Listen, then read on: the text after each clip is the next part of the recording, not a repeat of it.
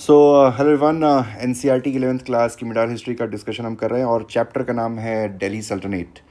तो दिल्ली सल्तनत का ये दूसरा चैप्टर है और इस दूसरे चैप्टर का हम पार्ट 2 देख रहे हैं। ठीक है, पार्ट 2 देख रहे हैं और it is the most simplified explanation series of medieval India written by Satish Chandra. और my name is Shubham and you are watching IS social channel. तो let's start with this discussion. एक क्विक रिकैप कर लेते हैं। पिछले लेक्चर में हमने खलजी डायनेस्टी के बारे में देखा था। हमने जलालुद्दीन खिलजी देखा, अलाउद्दीन खिलजी और अलाउद्दीन खिलजी के जितने भी इनिशिएटिव है कि किस तरीके से उन्होंने मंगोलों के आक्रमण को रोकने के लिए इनिशिएटिव लिए, किस तरीके से उन्होंने एक्सपेंशन किया और किस तरीके से मंगोलों के आक्रमण को रोकने के लिए ही undertook series of reforms such as market control, land revenue system, military reforms. और हमने फिर अमीर खुसरो के बारे में भी पिछले लेक्चर में देखा। चलिए आज हम तुगलक डायनेस्टी के बारे में डिस्कस करेंगे। तो इससे पहले हमने अभी तक स्लेव डायनेस्टी देख लिया, हमने खलजी डायनेस्टी देख लिया। अब तुगलक डायनेस्टी के बारे में शुरू करते हैं। तो तुगलक डायनेस्टी 1320 से लेके 1414 तक, ठीक है। तो it is the longest raining dynasty in the history of Delhi सल्तनत। तो जो सबसे पहले राजा हैं उनका नाम है गियासुद्दीन तुगलक, जिन्होंने 1320 से 1325 5 साल तक फॉर 5 ईयर्स ही रूल्ड। तो he was the founder of Tughlaq dynasty और अलाउद्दीन खिलजी के अंडर उन्होंने as a military commander serve किया था। और उनको नॉर्थ वेस्टर्न जो रीजन है जहाँ से मंगोलों का हमला होता था, उस नॉर्थ वेस्टर्न इंडिया की कमांड दी गई थी और बहुत ही बड़े मिलिट्री कमांडर थे। और he successfully prevented Mongol invasion in India. और मंगोलों से इस्लाम की रक्षा करने की वजह से उनको गाजी मलिक का टाइटल दिया गया। ठीक है, गाजी जो शब्द होता है, गाजी शब्द होता है क्रूसेडर के लिए दिया जाता है, जो धर्म की रक्षा करने के लिए, बेसिकली इस्लाम की रक्षा करने के लिए, इस्लामिक फेथ की रक्षा करने के लिए अगेंस्ट नॉन इस्लामिक पावर्स। ठीक है, बाकी धर्म, बाकी फेथ से अगर धर्म की रक्षा जो करता है उसको गाजी का टाइटल दिया जाता है। मोटा मोटा आप समझ लीजिए धर्म रक्षक या क्रूसेडर। ठीक है, फिर गियासुद्दीन तुगलक के रेन के बारे में अमीर खुसरो ने किताब लिखी थी जिसका नाम था तुगलकनामा, और इसके बारे में हम पिछले लेक्चर में डिस्कस कर चुके हैं। अगला देखते हैं। तो he establish the city of Tughlaqabad, जो कि दिल्ली में मौजूद है। तुगलकाबाद आपने सुना भी होगा अगर आप ओल्ड राजेंद्र नगर या दिल्ली में रहे हैं पहले या रह रहे हों। फिर he died in an accident. तो इसके पीछे एक बड़ी क्या बोलते हैं, दिलचस्प कहानी है। तो होता यूँ है कि गियासुद्दीन तुगलक जब एक बार मिलिट्री कैंपेन पे कहीं गए हुए होते हैं और जीत कर वापस आ रहे होते हैं, तो उनके क्या बोलते हैं, उनको वेलकम करने के लिए, ठीक है, उनको वेलकम करने के लिए गियासुद्दीन तुगलक के बेटे, जिनका नाम था मोहम्मद बिन तुगलक, जिनके बारे में हम आज देखेंगे, very interesting character. Mohammad bin Tughlaq ने बहुत बड़ा एक स्टेज बनवाया था, बहुत बड़ा एक एंट्रेंस गेट बनवाया था अपने पिता को वेलकम करने के लिए जीत की खुशी में। और जब वो एंट्री कर रहे थे दिल्ली के में, तो वो जो गेट है, जो लकड़ी का बना हुआ बड़ा सा गेट था, वो गियासुद्दीन तुगलक के ऊपर गिर जाता है, जिसमें सुल्तान की मौत हो जाती है। बहुत से लोग कहते हैं कि एक एक्सीडेंट था, बहुत सारे हिस्टोरियंस का ये भी मानना है कि मोहम्मद बिन तुगलक ने अपने बाप को जानबूझ के मरवाने के लिए ये साजिश रची थी। खैर, बहरहाल जो भी कहानी हो, जो भी सच्चाई हो, उसमें नहीं जाते हैं। गियासुद्दीन तुगलक की मौत हो जाती है बिकॉज ऑफ एन एक्सीडेंट। और इनकी जो लड़ाई है निज़ामुद्दीन औलिया से भी थी। निज़ामुद्दीन औलिया जो कि एक चिश्ती सिलसिले के सूफ़ी संत थे और दिल्ली में इनका वो था, खानका था। कई बार औलिया गियासुद्दीन तुगलक के जो सरकारी कामकाज थे, सरकारी जो डिसीजंस थे, उसको क्रिटिसाइज़ करते रहते थे। इसी वजह से दोनों में एक रंजिश की स्थिति थी। ठीक है, अब आते हैं मोहम्मद बिन तुगलक के ऊपर। तो बहुत ही इंटरेस्टिंग कैरेक्टर है। 1325 से लेकर 1351, almost for 26 years he ruled. तो 26 साल का उनका पूरा शासनकाल था। He is the most interesting character in Indian history. अगर आप देखा जाए, इनका असली नाम था जौना खान, जिसको उलुग खान भी बोलते थे। उलुग खान जैसा मैंने बताया कि एक टाइटल है, ये कोई नाम नहीं है। उलुग खान का मतलब होता है द ग्रेट खान। उलुग खान कुछ लोग गयासुद्दीन बालबन को भी बोलते हैं, ठीक है, तो कंफ्यूज नहीं होंगे। कई जगहों पर आपको उलुग खान के नाम से मोहम्मद बिन तुगलक को रेफ़र किया जाएगा, कहीं कहीं पर उलुग खान के नाम से गयासुद्दीन बालबन को भी रेफ़र किया जाता है। खैर, उनका असली नाम था जौना खान। देखा जाए तो दिल्ली सुल्तानों में सबसे ज़्यादा पढ़े लिखे मोहम्मद बिन तुगलक थे, ठीक है। और Mohammad bin Tughlaq is known as man of ideas because of his bold and innovative initiatives, ठीक है। बोल्ड एंड इनोवेटिव इनिशिएटिव, कई बार उनको लोग वाइजेस्ट फूल भी कहते हैं, ठीक है। वाइजेस्ट फूल, सबसे पढ़ा लिखा समझदार बेवकूफ़ इंसान, ठीक है। अब ये ऐसा क्यों कहा जाता है, बहुत ही इंटरेस्टिंग ये लेक्चर होने वाला है, हम इस लेक्चर में देखेंगे। So he establish a secular administration. Secular administration का वही मतलब है कि he try to cut off the influence of the उलेमाज from the affairs of the state, ठीक है। तो उलेमाज का जो इन्फ्लुएंस था, जो इस्लामिक धर्मगुरु होते हैं, उनका जो इन्फ्लुएंस है स्टेट के ऊपर, उसको कट करने की उन्होंने कोशिश करी। तो कह सकते हैं कि he try to establish a kind of secular state. Then he introduce meritocracy in administrative appointment. तो जब भी वो कोई अपॉइंटमेंट करते थे सरकारी अहदों पर, पदों पर, तो irrespective of the religion, faith, caste, creed, ethnicity, वो उन लोगों को उनके मेरिट के बेसिस पर अपॉइंट करते थे। और जिसकी वजह से अगर आप देखें तो मोहम्मद बिन तुगलक के टाइम पर जो मुग़ल जो सल्तनत की नोबिलिटी थी, ठीक है, जो नोबिलिटी थी वो क्या लिख रहा हूँ, जो नोबल्स थे, they had a mix of different background,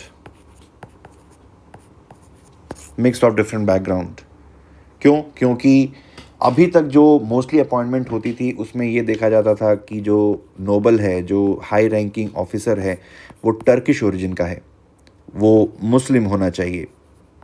तो ये कुछ कुछ क्राइटेरियाज थे, लेकिन इन सारे क्राइटेरियाज को उन्होंने हटा दिया और लोगों के काबिलियत के बेसिस पे लोगों का अपॉइंटमेंट शुरू किया।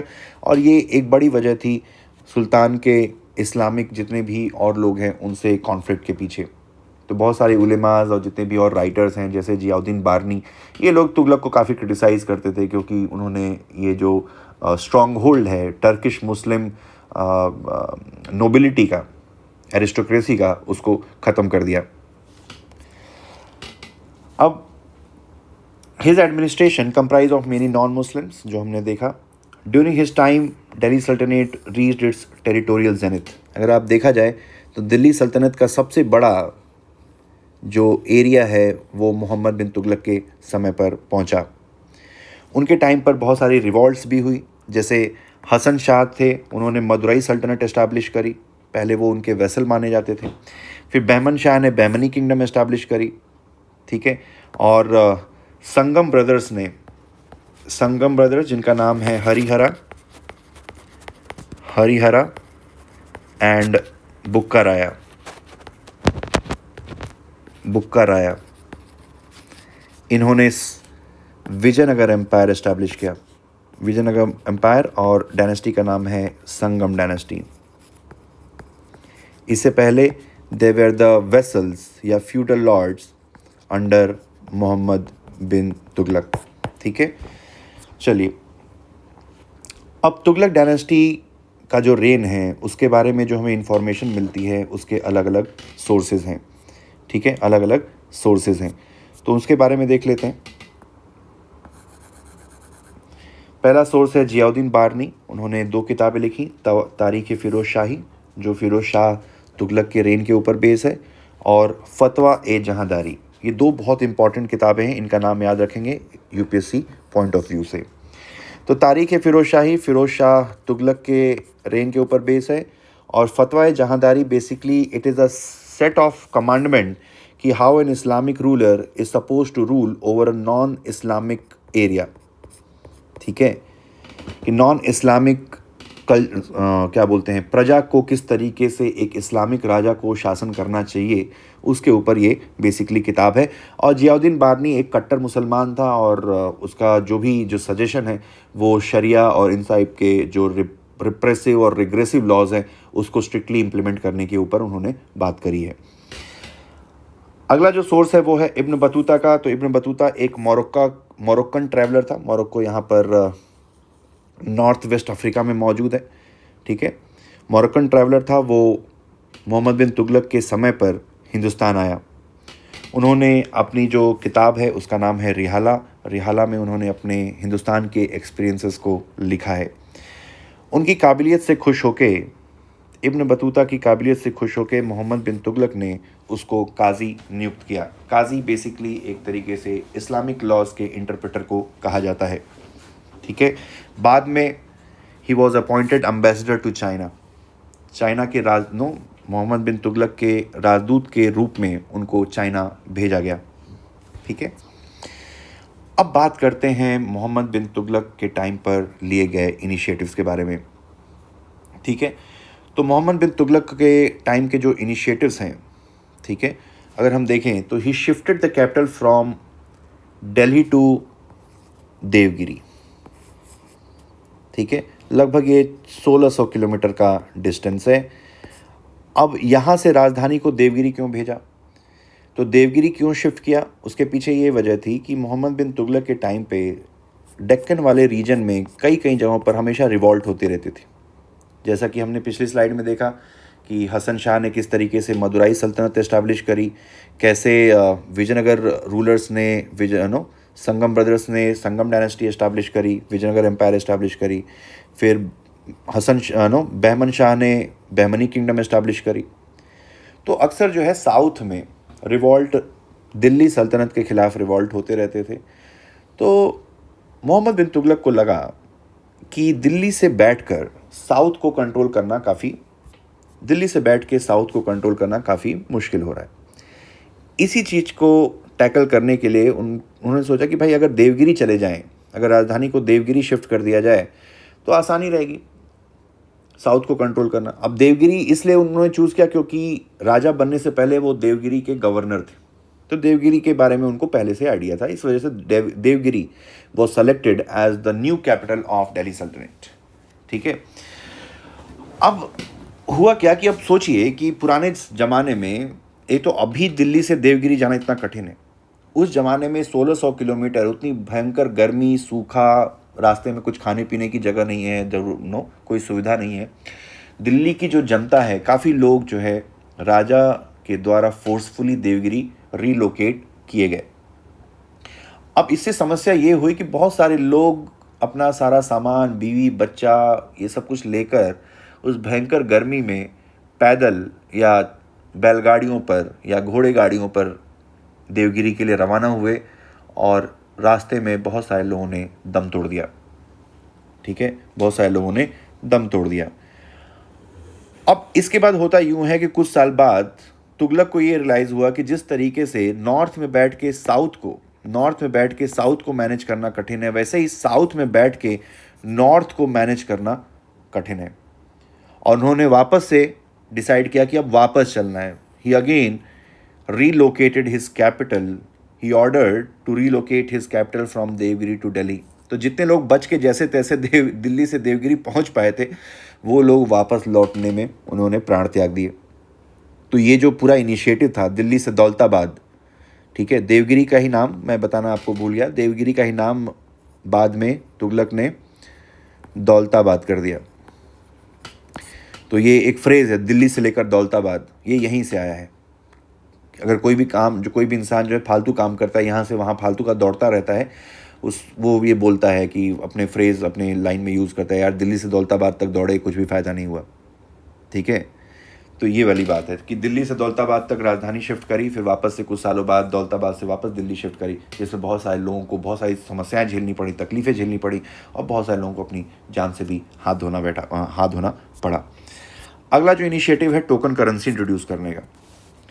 अब टोकन करेंसी उन्होंने इसलिए इंट्रोड्यूस करी कि उस समय दुनिया में सिल्वर की कमी हो गई थी, पहली चीज़। और उसी टाइम पे चाइना के एक राजा थे जिसका नाम था कुबलई खान। उन्होंने पेपर करेंसी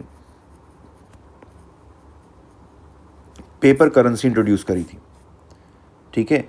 तो इन्हीं सारी चीज़ों की वजह से मोहम्मद बिन तुगलक ने सोचा कि क्यों ना मैं सिल्वर टंका की जगह पर सेम डिनोमिनेशन का, सेम वैल्यू का कॉपर टंका इंट्रोड्यूस कर दूं। आइडिया सही था, आइडिया में कोई गड़बड़ी नहीं थी। लेकिन समस्या ये है कि सिल्वर टंका जो थी वो रियल करेंसी थी। रियल करेंसी का मतलब है कि जो उसमें मटेरियल यूज़ हुआ है उसको अगर आप मार्केट में ऐसे भी बेच दोगे तो उसको आपको उतनी वैल्यू मिल जाएगी। लेकिन जो कॉपर टंका था, it was a fiat currency. Fiat currency कह लीजिए या टोकन करेंसी कह लीजिए या नॉमिनल करेंसी कह लीजिए, इसका इंट्रिंसिक वैल्यू, इस कॉपर टंका का के जो मटेरियल का इंट्रिंसिक वैल्यू है वो उस सिक्के के डिनोमिनेशन के बराबर नहीं था, जिसकी वजह से क्या हुआ, फोर्जरी शुरू हो गई। लोग अपने घर में ही लोगों ने टकसाल खोल दिया। टकसाल जहाँ पे सिक्का बनता है, ठीक है, लोग अपने घर में ही सिक्के बनाने लगे और इस वजह से जो फेथ है लोगों का कॉपर टंके के ऊपर वो ख़त्म हो गया।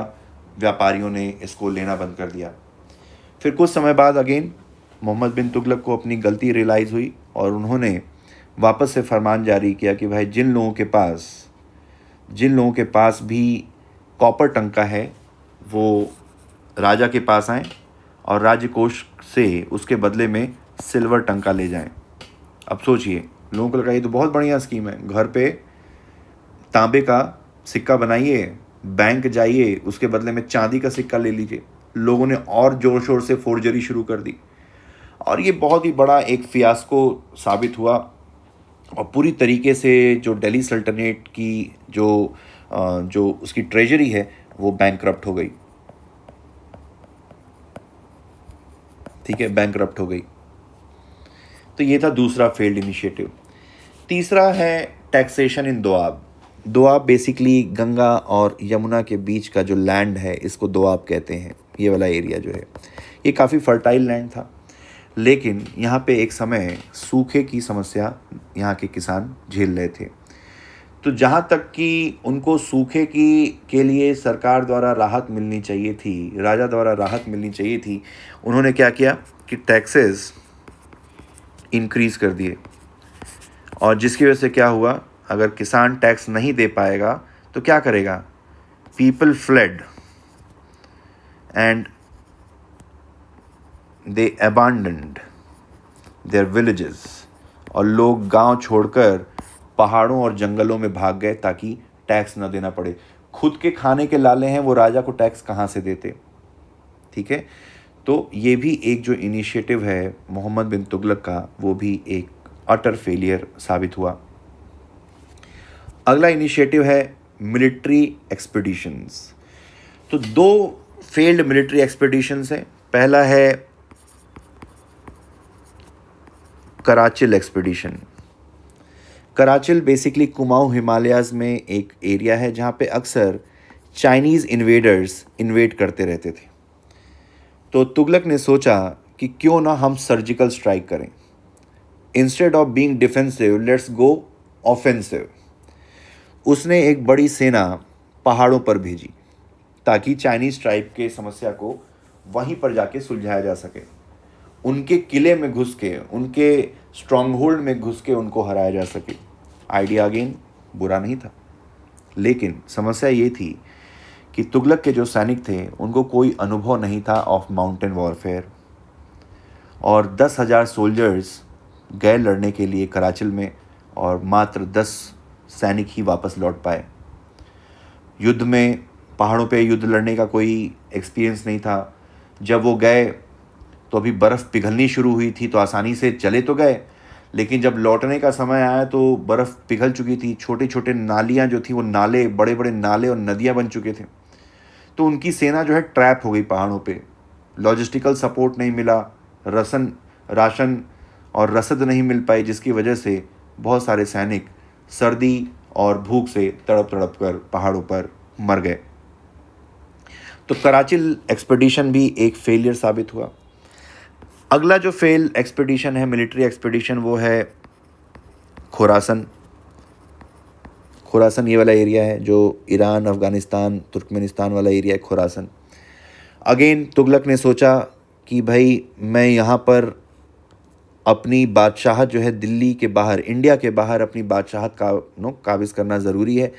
और इसी क्रम में उसने खुरासन के लिए, खुरासन पे अटैक करने की योजना सोची कि वहाँ पर जाकर वहाँ के राजा को हरा के उसको भी, उसके राज्य को भी दिल्ली सल्तनत में मिला लिया जाए। अब इसके लिए उसने क्या किया कि उसने अनाउंसमेंट कर दी कि भाई सेना में भर्ती शुरू कर दी, और सेना को 1 साल की एडवांस सैलरी भी दे दी। ठीक है, बहुत सारे सैनिक पूरे देश भर से उसने इकट्ठे किए और बहुत बड़ी सेना की भर्ती चालू करी, और सारे सैनिकों को 1 साल का एडवांस में सैलरी दे दी कि भाई 1 साल बाद हम खुरासन पे हमला करेंगे। और 1 साल बाद उसने अपने प्लान को ड्रॉप कर दिया। ठीक है, उसने इस योजना कि खुरासन के ऊपर हमला करना, इस योजना को ड्रॉप कर दिया। अब इससे दिक्कत ये हुई कि जितने भी सैनिक, मान लीजिए कि 2-3 लाख सोल्जर्स पूरे देश भर से दिल्ली लाए गए, उनको 1 साल की सैलरी दी गई और 1 साल बाद भाई बोल दिया गया अब तुम्हारी ज़रूरत नहीं है। उनको एक तरीके से वो बेरोजगार हो गए। तो इतने सारे यंग बेरोजगार लोग दिल्ली में आ गए तो क्या करेंगे? चोरी, लूटपाट। तो एक टाइप की law and order situation create हो गई दिल्ली में। तो ये भी एक योजना पूरी तरीके से फ्लॉप साबित हुई। अगला जो है एग्रीकल्चरल रिफॉर्म्स। एग्रीकल्चर रिफॉर्म्स के लिए उसने बेसिकली एग्रीकल्चरल लोन की शुरुआत करी, एग्रो लोन, जिसका नाम है तक्कावी लोन। और उसके लिए उसने एक अलग डिपार्टमेंट भी बनाया जिसका नाम था आमिर ए कोही। ठीक है, आमिर ए कोही। तो तक्कावी is the agricultural loan and department जिसके पास ये जिम्मेदारी थी इस लोन को जनता तक डिस्ट्रीब्यूट करने की, उसका नाम था आमिर ए कोही। अब एग्रीकल्चरल लोन क्यों शुरू किया? तो उसने रियलाइज़ किया तुगलक ने कि मान लीजिए कि किसी भी साल सूखा पड़ता है तो उसका जो इम्पैक्ट है वो कई सालों तक रहता है, जिसकी वजह से कई 4-5 सालों तक जो एग्रीकल्चर की प्रोडक्टिविटी है वो कॉम्प्रोमाइज़ हो जाती है और वापस से उसको पिछले लेवल पे पहुंचने में कई साल लग जाते हैं। ऐसा क्यों होता है कि मान लीजिए कि 2020 में सूखा पड़ा, अब क्या होगा कि 2021 में अगर मान लीजिए कि बारिश अच्छी भी हो जाती है तो भी किसान के पास अब पैसा नहीं है कि वो बीज खरीद पाए और फर्टिलाइज़र खरीद पाए, क्योंकि 2020 में उसकी सारी जो भी इन्वेस्टमेंट थी वो ख़त्म हो गई थी। तो तुगलक ने सोचा कि अगर मान लो कि ऐसी सूरत हाल में अगर यहाँ पे उसको लोन मिल जाए तो 2021 से खेती शुरू हो जाएगी और जल्दी रिकवरी हो जाएगी। ठीक है, तो इस वजह से उसने तक्कावी लोन की शुरुआत करी थी और उसके लिए डिपार्टमेंट बनाया था। अगेन आइडिया बुरा नहीं था, पर हुआ क्या कि जिन लोगों को ये जिम्मेदारी दी गई किसानों को लोन डिस्ट्रीब्यूट करने की, वो ये पैसे लेकर भाग गए। ठीक है, पैसे लेकर भाग गए। तो अगेन आइडिया में कोई दिक्कत नहीं थी, पॉलिसी में कोई दिक्कत नहीं थी, problem was with the implementation. तो ये भी जो इनिशिएटिव है एग्रीकल्चरल रिफॉर्म का, that also ended with a fiasco. अगला नाम आता है फिरोज शाह तुगलक का। फिरोज शाह तुगलक 1351 से लेकर 1388 तक उसने शासन किया और वो तुगलक डायनेस्टी का तीसरा राजा था। ठीक है, and he was the cousin of Mohammad bin Tughlaq. ठीक है, he was the cousin of Mohammad bin Tughlaq. अब उसके इनिशिएटिव देख लेते हैं। तो फिरोज शाह तुगलक ने इक़्तिदारी सिस्टम को हेरिडिटरी बनाया। ये सारे इनिशिएटिव्स हैं बेसिकली। ये इनिशिएटिव क्यों लिए, ये समझने के लिए एक बार बैकग्राउंड देखते हैं। तो व्हेन फिरोज शाह तुगलक जब वो गद्दी पर बैठा तो बहुत सारे लोग दिल्ली सुल्तान से काफ़ी ज़्यादा त्रस्त आ चुके थे। आप सोच रहे हैं कितने सारे इनिशिएटिव मोहम्मद बिन तुगलक ने लिए, जनता ने एकदम त्राही त्राही हो गई थी। इस वजह से फिरोज शाह तुगलक ने जब गद्दी संभाली तो he adopted the policy of appeasement, लोगों को खुश करना, सबको खुश करना। अब फिरोज शाह तुगलक ने अपीज़ करने के लिए क्या किया? सबसे पहले आर्मी, मान लीजिए आर्मी नाखुश थी जनता सुल्तान से, फिर उलेमाज नाखुश थे, फिर नोबिलिटी भी नाखुश थी और जो प्रजा है, पीपल, ये भी नाखुश थे। तो इन सबको खुश करने के लिए उसने अलग अलग इनिशिएटिव लिए। पहला है इक्तदारी सिस्टम को उसने हेरिडिटरी बनाया, ठीक है, इक्तदारी सिस्टम को उसने हेरिडिटरी बनाया। अब इससे ये हुआ कि जो नोबिलिटी है उसका विश्वास जीत लें। नोबिलिटी को खुश करने के लिए उसने इक्तदारी सिस्टम को हेरिडिटरी बनाया कि भाई बाप का अगर इक्ता है तो बाप के मरने के बाद वो इक्ता की जो जिम्मेदारी है बेटे को ट्रांसफ़र हो जाएगी। इससे पहले इक्तदारी सिस्टम मेरिटोक्रेटिक होता था, ठीक है, आपके नॉन हेरिडिटरी होता था। आपके मरने के बाद वो इक्ता आपके बेटे को ट्रांसफ़र नहीं होगा, लेकिन फिरोज शाह तुगलक ने नोबिलिटी को अपीज़ करने के लिए इक्तदारी सिस्टम को हेरिडिटरी बनाया। फिर मिलिट्री सर्विस, आर्मी को खुश करने के लिए उसने मिलिट्री सर्विस को भी हेरिडिटरी बनाया कि भाई बाप अगर है सेना में, वो बूढ़ा हो जाएगा तो उसका कोई बेटा या कोई रिश्तेदार वो आर्मी में ज्वाइन कर सकता है, ठीक है, इससे आर्मी खुश हुई। फिर उलेमास को खुश करने के लिए उसने ब्राह्मण्स को भी जजिया में इंक्लूड कर लिया। इससे पहले ब्राह्मण्स, विमेन, बच्चे, छोटे बच्चे या कोई शारीरिक रूप से या मानसिक रूप से अगर कोई अगर सक्षम नहीं है तो these type of people were excluded from जजिया। लेकिन फिरोज शाह तुगलक ने ब्राह्मण्स को भी जजिया के दायरे में, जजिया जो एक टैक्स होता था जो एक नॉन मुस्लिम प्रजा को मुस्लिम राजा के अंडर रहने के लिए देना पड़ता था, ठीक है, तो जजिया कोई ज़्यादा टैक्स नहीं था लेकिन फिर भी ये डिस्क्रिमिनेट करता था। It was a discriminatory tax which discriminated between a Muslim subject and a non Muslim subject. तो उसने जजिया को, ब्राह्मण्स को भी जजिया के अंतर्गत डाल दिया। अभी तक ब्राह्मण्स के ऊपर, ब्राह्मण से जजिया से टैक्स नहीं लिया जाता था। और जजिया पहले क्या होता था कि जजिया was a kind of tax which was included under agricultural tax. Agriculture के अंडर ही जजिया वसूला जाता था। अब उसने एक जजिया के लिए एक सेपरेट टैक्स बना दिया, सेपरेट टैक्स। तो ये थोड़ा सा और भी मतलब और भी ज़्यादा एक्सप्लिसिट हो गया। पहले तो था कि भाई खेत के लिए आप एग्रीकल्चरल टैक्स दे रहे हो, उसमें आप थोड़ा सा एक्स्ट्रा टैक्स दे दिए तो पता नहीं चलता था, लेकिन उसने एक सेपरेट टैक्स के रूप में इंट्रोड्यूस किया। और जब आप लाइन लगा के आप सिर्फ इसलिए राजा को अलग से टैक्स दे रहे हैं क्योंकि आप हिंदू हैं तो ये और ज़्यादा डिस्क्रिमिनेटरी लगने लगा। फिर उसने जनता को खुश करने के लिए उसने दीवान खैरात बनाई, ठीक है, डॉक्टर ऑफिस ऑफ चैरिटी। फिर स्लेव्स के वेलफेयर के लिए उसने दीवान बंदागन बनाया, ठीक है। फिर देखा जाए तो जियाउद्दीन बारनी जो इसी टाइम पर ही वॉज एन हिस्टोरियन, उन्होंने 2 किताबें लिखी, तारीख़ फ़िरोज़ शाही एंड फतवाए जहांदारी। तारीख़ फ़िरोज़ शाही एंड फतवाए जहांदारी। फिरोज शाह तुगलक के टाइम पर ही एक इंडियन क्लासिकल म्यूज़िक के ऊपर एक किताब है राग दर्पण, उसको पर्शियन भाषा में ट्रांसलेट किया गया, ठीक है। उसके अलावा अगर आप देखें तो कुछ नए शहर भी जो है फिरोज शाह तुगलक ने इस्टाब्लिश किए थे, जैसे फ़िरोज़ाबाद जो कि उत्तर प्रदेश में है, फिर हिसार जो कि हरियाणा में है, फिर जौनपुर जो कि उत्तर प्रदेश में है। जौनपुर का नाम जौना खान से पड़ा था। जौना खान हमने देखा था फिरोज शाह मोहम्मद बिन तुगलक का ही असली नाम था। तो अपने भाई की याद में फिरोज शाह तुगलक ने जौनपुर इस्टेब्लिश किया। तो ये कुछ नए शहर फिरोज शाह तुगलक ने इस्टेब्लिश किए थे, ठीक है। अब तुगलक आर्किटेक्चर देख लेते हैं।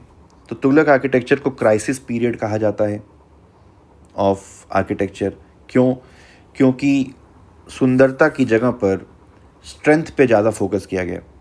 जो तुगलक डायनेस्टी के जो भी बिल्डिंग्स हैं वो बहुत ही भद्दी दिखती हैं, सुंदर नहीं दिखती हैं, क्योंकि जो मेजर एम्फेसिस है वो बिल्डिंग की मजबूती पर है, न कि उसकी सुंदरता पर। फिर बैटर वॉल्स, ये बहुत इंपॉर्टेंट है। Batter walls basically sloping walls हैं। अगर आप देखेंगे स्लोपिंग वॉल्स हैं, अगर आप देखेंगे तो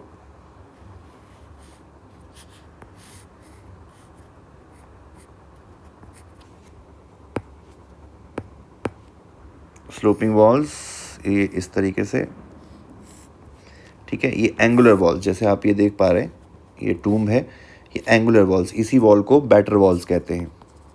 इसका main purpose of this batter walls was to provide strength. फिर तुगलक कभी भी बहुत ही सुंदर मटेरियल का इस्तेमाल नहीं करते थे कि भाई मार्बल लेने के लिए कहीं जा रहे हैं या कुछ हो रहा है। जो भी लोकली अवेलेबल मटेरियल होता था, ठीक है, उसी से अपनी बिल्डिंगों को बनाते थे। ठीक है, अब 1398 में तिमूर का इन्वेजन होता है। इंडिया का जो फेबुलस वेल्थ है उसने तिमूर को अट्रैक्ट किया। Timur was the ruler of Samarkand. ठीक है, तिमूर जो है समरकंद का राजा था। Samarkand is basically located in modern day Uzbekistan. और Timur was a Mongol invader, Turkish Mongol invader who invaded India in order to loot India's wealth. ठीक है, इसको तिमूर द लेम भी कहते हैं या तैमूर लंग भी कहा जाता है, because he was crippled from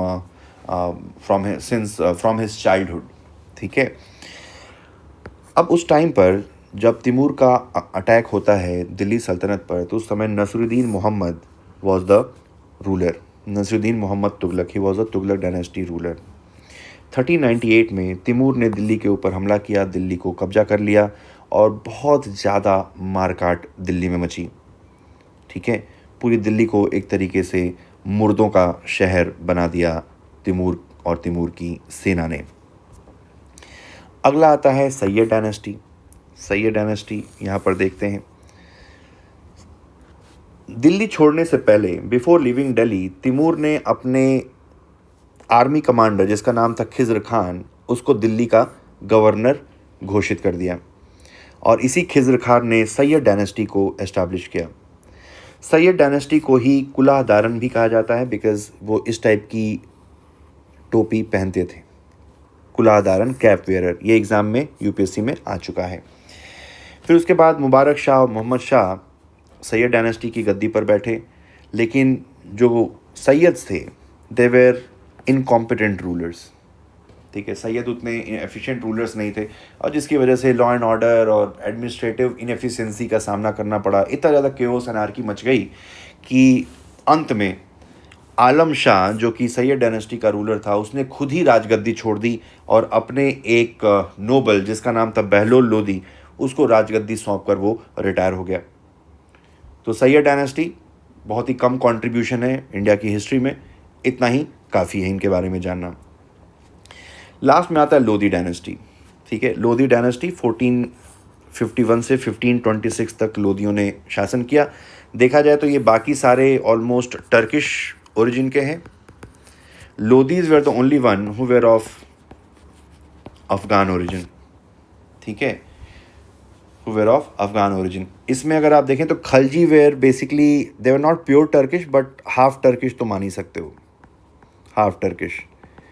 लेकिन Lodis were the only one who were completely Afghan, they were of non Turkish origin. चलिए लोधी डायनेस्टी देखते हैं 1451 टू 1526। तो ये अफगान ओरिजिन के थे और अफगान ट्रेडिशन के हिसाब से they believe in equality of the king among nobility.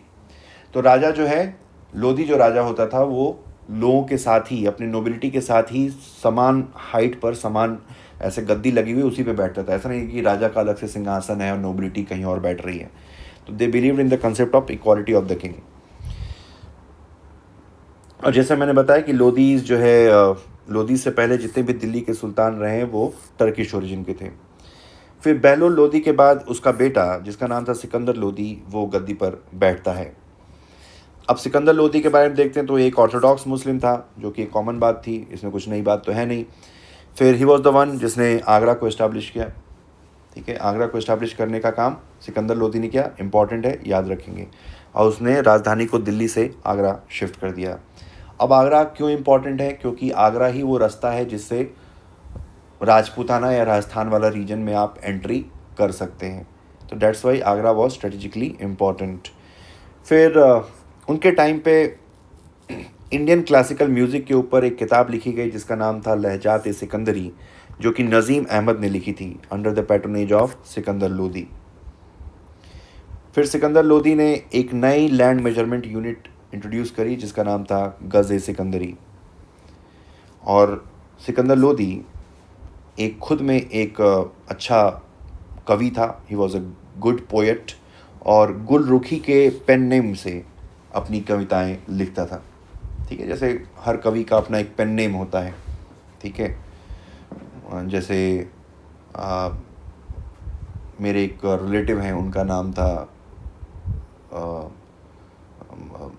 एक रिलेटिव क्या कहते हैं, मेरे दोस्त हैं, उनका नाम है दीपक चौबे, पर वो उनका पेन नेम है असर।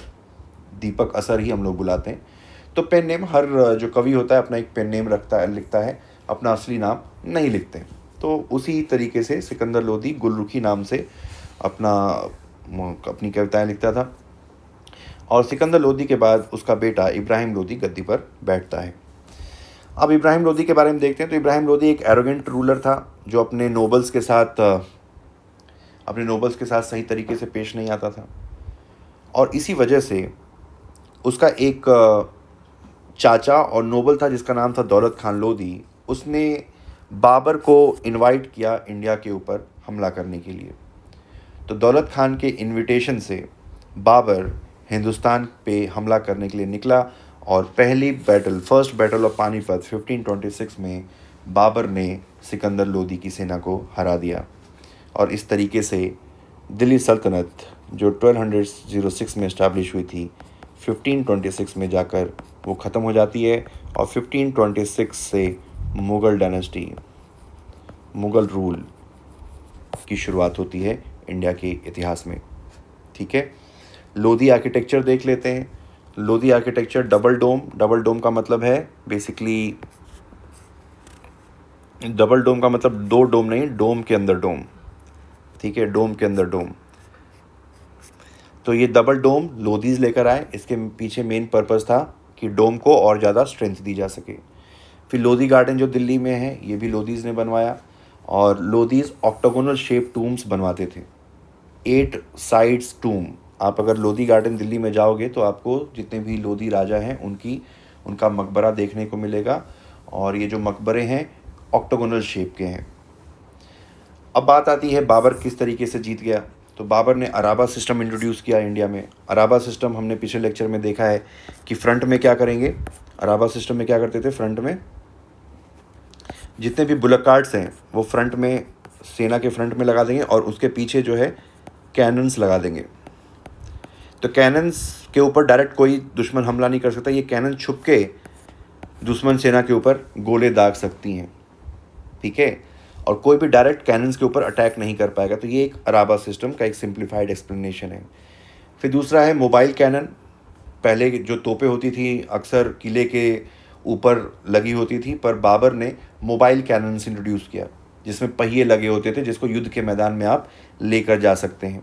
और दूसरा है तुलुगमा सिस्टम। तुलुगमा सिस्टम में क्या है कि पूरी सेना एक साथ सामने से नहीं लड़ेगी, सेना को अलग अलग पार्ट में डिवाइड कर देंगे। ये वाला दुश्मन सेना को इस तरीके तरफ से घेरेगा, ये वाला इधर से घेरेगा। तो एक तरीके से दुश्मन सेना को चारों तरफ से घेरने वाला जो सिस्टम है, दैट इज़ कॉल्ड तुलुगमा सिस्टम। तो ये कुछ नए सिस्टम्स जो है बाबर ने हिंदुस्तान में इंट्रोड्यूस किए, जो कि काफ़ी ज़्यादा इफ़ेक्टिव साबित हुए। आने वाले लेक्चरों में हम लोग देखेंगे कि कैसे इन सिस्टम्स ने हिंदुस्तान की तस्वीर और तकदीर दोनों तरीके से बदल कर रख दी। ठीक है, तो दिस वाज अबाउट दिल्ली सल्तनत। In next lecture will talk about the administrative system of Delhi सल्तनत। तो thanks for watching and like these lectures, और कमेंट में अपने जो भी विचार हैं, what ever you feel about these lectures, अगर अच्छे बुरे, अगर आपको कुछ मुझे सजेस्ट करना हो, इवन मुझे क्रिटिसाइज़ करना हो, तो आप कर सकते हैं। But no, just share your thoughts. ठीक है, that will help me in improving and customizing it according to your choices, your convenience. And also don't forget to share these lectures with your friends so that they can also get benefited. तो ये जो पूरी series है, that is a complete replacement of medieval history। ये बात मैं पूरे दावे के साथ कह सकता हूँ। अगर आपने ये सारे लेक्चर्स देखे और सारे नोट्स अगर आपने सही तरीके से फॉलो किए, इन नोट्स का जो है डिस्क्रिप्शन में इस पूरी स्लाइड का जो है आपको नोट्स मिल जाएंगे, आप वहाँ से उसको डाउनलोड कर सकते हैं। ठीक है, तो चलिए, thanks for watching, have a nice day, all the best.